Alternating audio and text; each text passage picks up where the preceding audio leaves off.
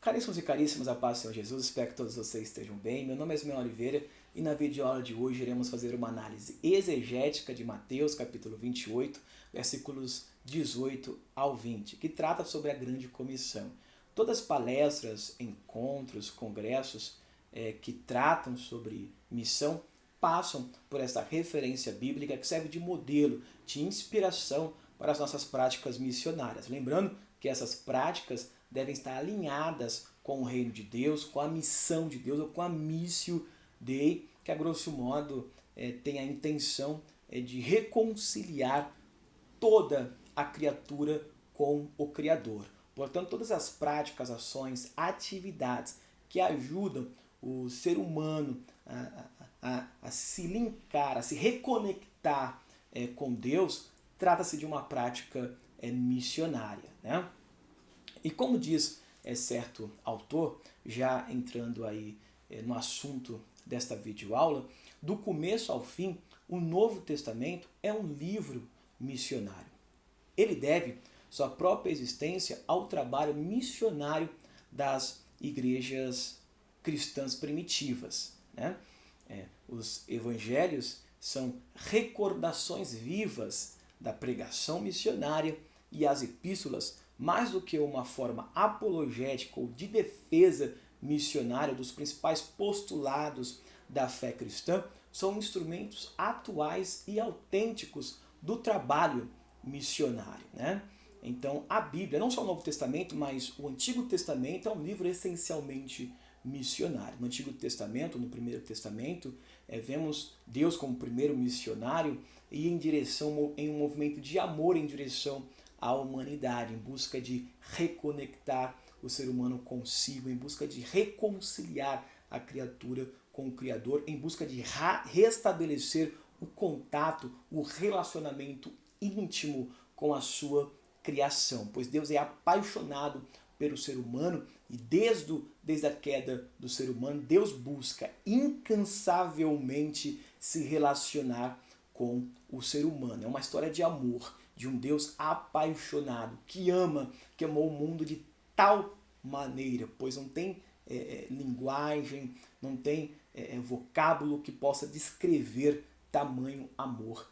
E este amor, ele nos constrange, né? Então, os 4 evangelhos, né, e atos dos apóstolos, cada qual à sua maneira, revelam o evangelho de Cristo e a obra missionária, né? E aqui estou com um texto aqui que disponibilizei para cada um de vocês em PDF e mostra aqui um quadro sinótipo de algumas declarações complementares sobre a grande comissão. Mas eu vou restringir esta análise apenas a Mateus, Marcos, Lucas e Atos dos Apóstolos, né? Então, nesse quadro sinótipo temos autoridade para o exercício missionário, essa autoridade vem de Cristo, né? A capacitação para o exercício missionário, a esfera de atuação da missão, o campo de atuação da missão, né? E a mensagem, o conteúdo da missão e as atividades missionárias, né? A gente vai falar de acordo com as narrativas bíblicas. Aulas anteriores nós falamos um pouco sobre as atividades missionárias de uma forma mais ampla, né? Na Bíblia e também ao longo da história da humanidade, mas aqui iremos ficar restrito apenas ao texto bíblico, né? Então, de acordo com esse quadro sinótico aqui, a autoridade, né? Mateus, por exemplo, ele faz uma declaração sobre a grande comissão, que é a referência para esta aula, Mateus capítulo 28, versículos 18 ao 20, e também Lucas 24, versículos 46 ao 49, que tem declarações complementares sobre a grande comissão, e Atos capítulo 1, versículo 8. Então esses textos aí que iremos fazer um comparativo, tá? Então, de acordo com Mateus, né, a autoridade foi dada a Cristo. Todo o poder no céu e na terra foi dado a Cristo. Então, é com base neste poder de Cristo que iremos para o campo missionário realizar o ID de Cristo ou o grande mandamento de Cristo, que é fazer discípulos, que vamos discutir nesta aula, né? Então, Marcos 16,15 fala que a autoridade é em nome de Jesus, né? É no nome de Jesus que devemos realizar as atividades missionárias, é em nome de Jesus que expulsaremos demônios, que pisaremos em serpentes e escorpiões e não causará dano algum para as nossas vidas. É no nome de Jesus que anunciaremos libertação, transformação, salvação de vidas em um nome de Jesus, né? Afinal de contas, a fórmula pentecostal é Jesus, ele salva, Jesus, ele cura, Jesus, ele batiza com o Espírito Santo e Jesus em breve voltará. Então, Jesus, no nome de Jesus que iremos operar aí prodígios, maravilhas, principalmente ajudar as pessoas a se reconectar com o Criador, porque essa é a principal missão de Deus, né? Referente à capacitação, né? De onde vem essa capacitação para o exercício missionário, né? Em Mateus capítulo 28, versículo 18 e 20, diz que Cristo está conosco até o fim da era. Então a presença de Cristo é que fará com que esta missão tenha êxito, né? Então a capacitação vem por meio da presença de Cristo estando em nossas práticas missionárias. Isso de acordo com esse texto bíblico, mas nas aulas anteriores fizemos algumas complementações, né? De acordo com Marcos, a capacitação vem da promessa do Pai, deste poder do Espírito Santo que nos capacita para o exercício missionário. Em Atos dos Apóstolos diz claramente que é o poder do Espírito Santo, né? Marcos é a promessa do Pai, que infere-se que é o Espírito Santo, e Atos já fala claramente que é o poder do Espírito Santo que nos capacitará para o exercício missionário, né? Agora, qual é o campo de atuação, qual a esfera de atuação para o exercício missionário, segundo a narrativa desses textos bíblicos, né? Em Mateus diz que a esfera de atuação são as nações gentílicas, né, que não conhecem o Evangelho, não apenas que não conhecem o Evangelho, mas mesmo em nosso território, por mais que pessoas tenham ouvido o Evangelho, precisa ouvir, na verdade, o Evangelho genuíno,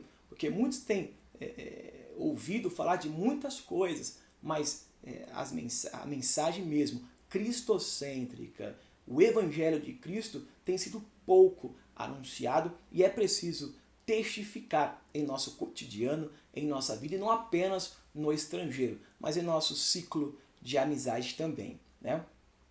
Marcos vai dizer que a esfera de atuação é o mundo inteiro, ou seja, toda a criatura, ninguém será excluído do projeto missionário, seja homem, mulher, negro, branco, seja pobre, seja rico, todos estão incluídos, devem estar incluídos no projeto missionário, sem distinção de raça, sexo, cor, enfim, etnia, todos devem ser incluídos nesta missão. Lucas vai falar que todas as nações, começando de Jerusalém. E Atos dos Apóstolos diz que a esfera de atuação é Jerusalém, Judéia, Samaria e até aos confins da terra. Portanto, a missão ela tem uma perspectiva aí universal. Deus pretende salvar toda a criatura, todo o mundo, tá? E qual o conteúdo da mensagem, né? Mateus, todas as coisas que Cristo ordenou, então todas as coisas que Cristo ordenou devemos anunciar. Então este é o conteúdo missionário de acordo com Mateus. Marcos diz que é o Evangelho e tudo que ele implica, né? Lucas vai dizer que o arrependimento de pecado, então devemos anunciar o arrependimento de pecado. E Atos capítulo 1, versículo 8 diz que a mensagem é Cristo, né? É Cristo. Aí Paulo vai dizer que é Cristo crucificado, né? Agora, quais atividades que devemos realizar neste campo, nessa esfera de atuação missionária? Mateus vai dizer que é discipular, então em Mateus que a gente vai analisar isso, o foco é discípulos, fazer discípulos, né? por meio de ir, batizar e ensinar. Marcos, ide e pregai, ou seja, proclamai, né? E Atos, testemunhar, que envolve todo o nosso ser, nosso estilo de vida, nossas ações, deve ser portador de missão. Né? Os nossos gestos, ações, atitudes devem sim sinalizar o reino de Deus. E quando sinalizamos o reino de Deus, nós fazemos missão, sendo honesto, sendo bom profissional, sendo um bom cidadão, um bom marido, uma boa esposa, um bom obreiro na casa de Deus, um bom filho, enfim, uma boa filha, um bom genro, uma boa nora, enfim, sendo bênção na vida do irmão ou da irmã. Fazendo isso, a gente está também fazendo missão, porque o mundo precisa de exemplos. O mundo precisa de pessoas que vivam o evangelho. O mundo está cheio de falácia, mas poucas pessoas se colocam como testemunha do evangelho. Muitos querem anunciar, mas poucos testemunham com a sua própria vida o evangelho, né? Então vamos lá agora para a análise de Mateus, que é o foco desta aula. Missão em Mateus, fazei discípulos, né? Neste texto, né, focaremos especialmente no capítulo 28, versículos 18 ao 20 de Mateus, que é o clímax do evangelho nesta grande comissão, não apenas por ser por seus últimos versículos, mas em razão dos temas da grande comissão, ser como fios de ensino que correm ao longo do evangelho e se convergem nesta passagem, também diz aí determinado autor. Cada elemento da grande comissão é um resumo do ensino que ocorre por todo o livro, né? Então, nas linhas a seguir, daqui em diante, analisaremos cada um desses elementos aí que compõem a grande comissão, que diz: toda autoridade me foi dada no céu e na terra. Ide, portanto, fazei discípulos de todas as nações, batizando-os em nome do Pai, do Filho e do Espírito Santo, ensinando-os a guardar as coisas que vos tenho ordenado. E eis que estou convosco todos os dias até a consumação do século. Então iremos analisar justamente esta referência bíblica, né? Então o que o texto ele quer dizer quando diz que toda autoridade foi dada nos céus e na terra para Cristo, né? Então a autoridade da missão é Cristo. Toda autoridade me foi dada no céu e na terra, portanto, ide, né? É na autoridade de Cristo ressuscitado que Jesus comissiona os seus discípulos e discípulas para realizarem a missão.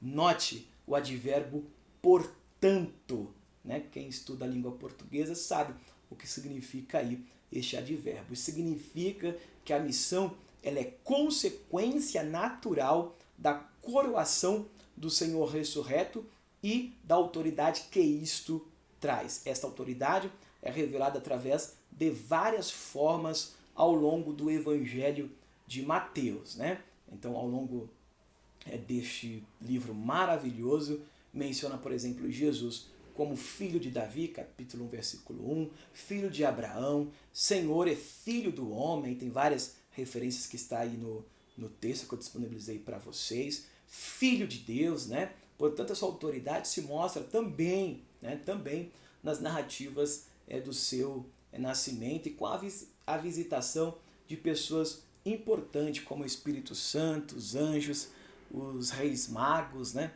e etc. Né? Diante disso, Jesus tem autoridade em seu ministério para curar, expulsar demônios, tem autoridade para ensinar e reinterpretar as escrituras ou a Torá, né? Especialmente quanto ao sábado, né? E ao perdão de pecados.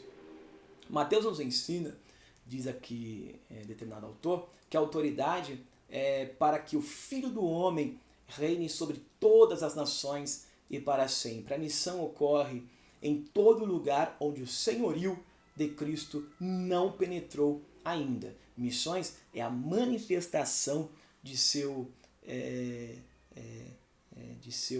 senhorio universal, né? É a manifestação também da sua graça, a manifestação também do seu amor, né? Então esta é a autoridade da missão, né? Jesus Cristo, é este que eu descrevi.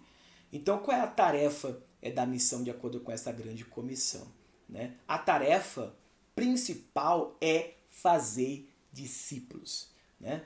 A gente vê muitos falarem, o principal mandamento é ide. Não, ide é o meio, né? Você fala, temos que cumprir o ide, né? Tá bom, nós devemos ir, mas ir para onde? Né? Ir com qual objetivo? Né? Então é um meio este ir, né? Não um fim em si mesmo. Portanto, devemos cumprir a missão, de acordo com essa grande comissão, é de fazer discípulos. E os meios que são, como é que fazemos discípulos? Indo, batizando e ensinando. É isso que iremos analisar aqui, né? Então o verbo aqui, agora já usando mais uma vez a língua portuguesa, a gramática portuguesa, né? O verbo principal na comissão de Mateus é fazer discípulos. Os particípios ir, batizar, ensinar são os meios para realizar a missão de fazer discípulos. Fazer discípulo é o imperativo. O imperativo é o id, não, é o fazer discípulo. É o imperativo, enquanto os outros são os particípios. Né? A construção gramatical nos leva à conclusão razoável que o objetivo principal da grande comissão é fazer discípulos, enquanto que ir, batizar, ensinar são meios essenciais para este fim de fazer discípulos. Mas lembrando que ir, batizar, ensinar não são fins em si mesmos, mas está em função desse imperativo de fazer discípulos. É a tarefa e não a localidade que é importante. Não importa se você está no Brasil, na Argentina, nos Estados Unidos, na África, seja qual continente for, né? O principal é fazer discípulos. Portanto, não tem localidade. Você pode fazer discípulos na escola, no seu trabalho, na sua casa, na igreja, em todos os lugares. Né?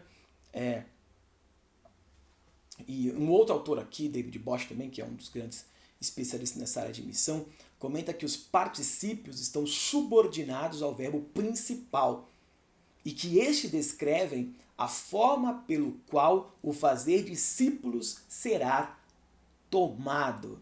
Então o fim é fazer discípulos. Portanto, fazer discípulos. E como fazemos discípulos?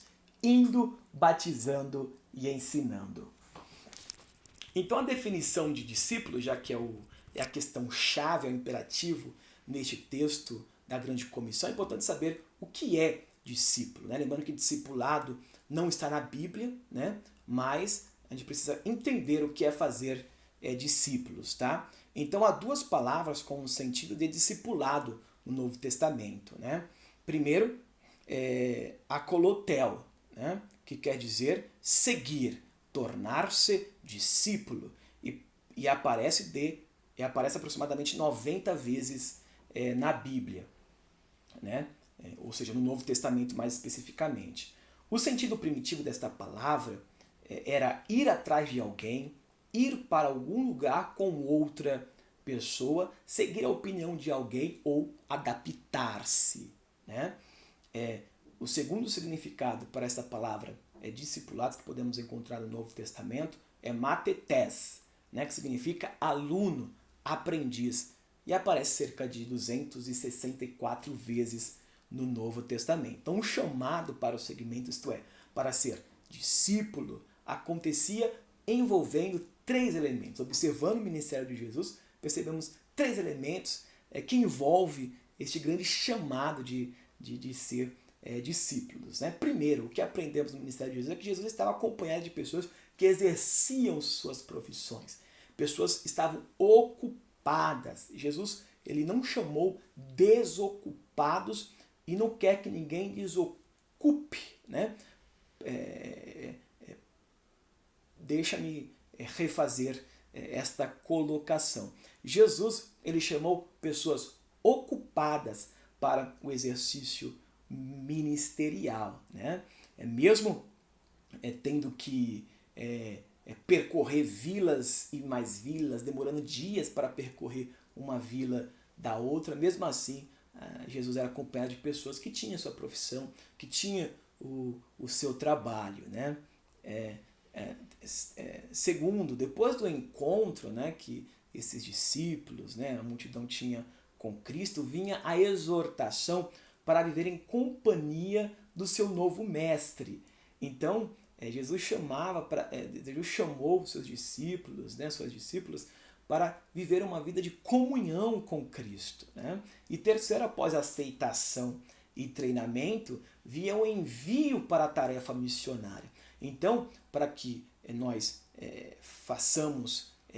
cumpramos esta grande comissão, esse grande imperativo de fazer discípulos, nós precisamos ser primeiro discípulos de Cristo, para a partir daí fazer discípulos de Cristo. Lembrando que nós estamos aqui na Terra para ganhar seguidores no Instagram, ganhar curtidas no Facebook, ou seja, fazer crescer o nosso império nas redes sociais de seguidores, enfim, estamos aqui na Terra. A grande comissão é fazer discípulos não de nós mesmos, mas discípulos de Cristo. Mas para fazer discípulos precisamos ser discípulos de Cristo, ou seja, precisamos acompanhar Jesus, precisamos ter comunhão com Cristo, aprender com Ele, ou seja, estar na companhia do grande mestre, aprender com Ele, seguir os seus ensinamentos, ir para algum lugar com outra pessoa, ou seja, onde estiver Jesus você deve estar, onde você está deve estar Jesus, né? Esta comunhão plena. E aí depois existe um treinamento, toda uma questão missiológica, né? Que missiologia, a gente está tendo essa matéria justamente para treinar pessoas para o exercício missionário, para saber exatamente o que ela está fazendo, ter uma conscientização missionária, né?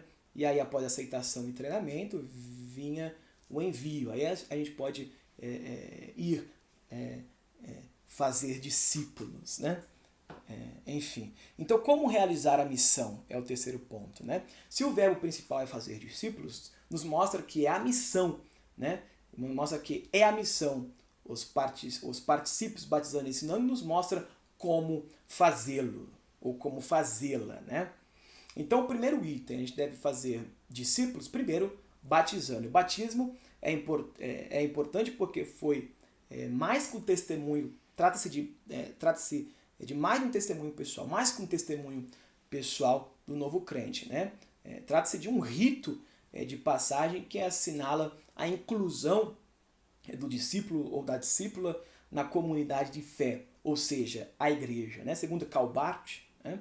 É no batismo que um gentio se faz discípulo quando está seguro que pertence ao Pai, ao Filho e ao Espírito Santo, e este, após isto, é incorporado na igreja, né? Então a gente deve fazer discípulos ensinando-os, né? Em Mateus, o ato de ensinar é essencialmente para a obra missionária, né? Jesus dedica muito tempo em Mateus para ensinar a seus discípulos, né? Mateus inclui 5 discursos importantes de Jesus em seu evangelho, né? Que formam uma estrutura para todo o livro, né? Aqui tem a referência bíblica, né? Que eu disponibilizei, está no texto que eu escrevi para vocês. Jesus ensinava principalmente a obediência à vontade de Deus, que não se faz apenas por meio de discursos, mas sim por modelo, através de seu estilo de vida. E a última instrução também se inclui no ensino, a de fazer discípulos, né? Então a missão para Mateus não termina até que o discípulo esteja fazendo discípulo. Então a missão para Mateus não termina até que o discípulo esteja fazendo discípulo, até que o discípulo esteja fazendo discípulos, né? Então a missão é constante. Discípulos fazendo discípulos, que fazem discípulos. Diz também certo autor que eu coloquei aí no texto, né? Um outro ponto, né, é a promessa do Pai, né? Eis que estou convosco todos os dias, até a consumação dos séculos. A presença permanente do Senhor ressuscitado em sua igreja missionária a sustentará e animará, né? Até que termine a era e seja completo o triunfo do reino de Deus. Então, desde o princípio ao fim, a presença de Deus acompanha a vida do missionário e é a garantia para o cumprimento da missão de Deus. Agora, quarto e último ponto, qual o alcance da missão que nós vimos aí logo no início da aula, né? Fazer discípulos de todas as nações. Então, a tarefa missionária de fazer discípulos inclui todos os povos de todas as nações. Como diz o Pacto de Lausanne, é o evangelho todo para o homem todo, para todos os homens. Então, que Deus abençoe a sua vida. Forte abraço, fica com Deus.